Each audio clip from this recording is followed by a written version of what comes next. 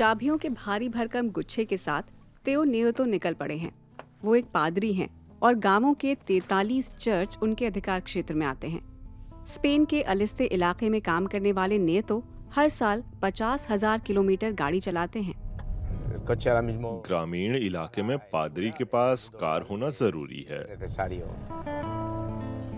इन गांवों में रिबास भी शामिल है। आबादी 40, एक कब्रिस्तान और एक चर्च। एक फोटोग्राफर चर्च के इंटीरियर की कुछ तस्वीरें लेना चाहता है, लेकिन आज तेओ बहुत व्यस्त हैं।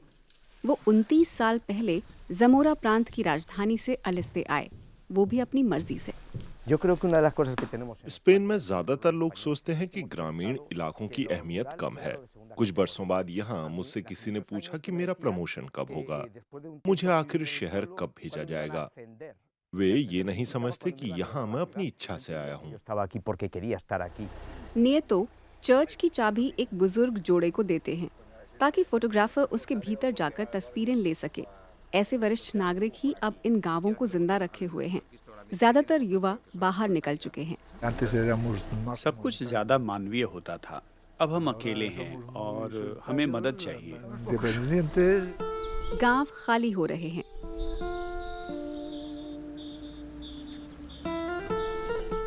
नियतो का मिशन अब सिर्फ धार्मिक नहीं रह गया है। सबसे बड़ी चुनौती है कि हम उम्र के इतर जीवन की गरिमा और गुणवत्ता को बहाल करें।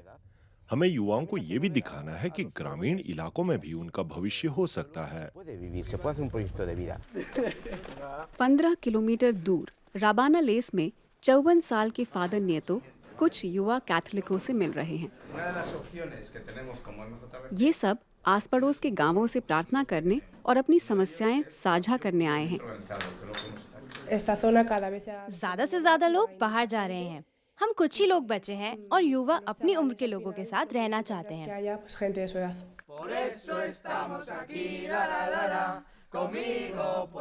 इसीलिए हम यहाँ हैं। तुम मुझ पर भरोसा कर सकते हो। युवा ऐसे गीत गा रहे हैं। नियतो इस तरह की एक्टिविटीज के जरिए हौसला बढ़ाने की कोशिश करते हैं। मैं चाहता हूं कि युवा अपनी जड़ों से ज्यादा जुड़ाव महसूस करें ताकि वे गांवों में रहने का महत्व समझ सकें। हाँ, वे बाहर निकलेंगे, उन्हें सीखने के लिए दूर जाना होगा, लेकिन शायद एक दिन वे लौटें, इस गांव में या फिर किसी और में।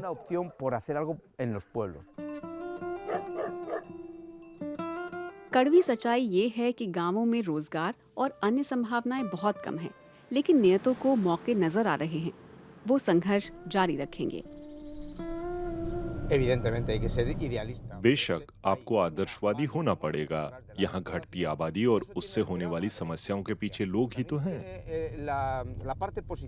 लोगों में इन मुश्किलों को हल करने की शक्ति है।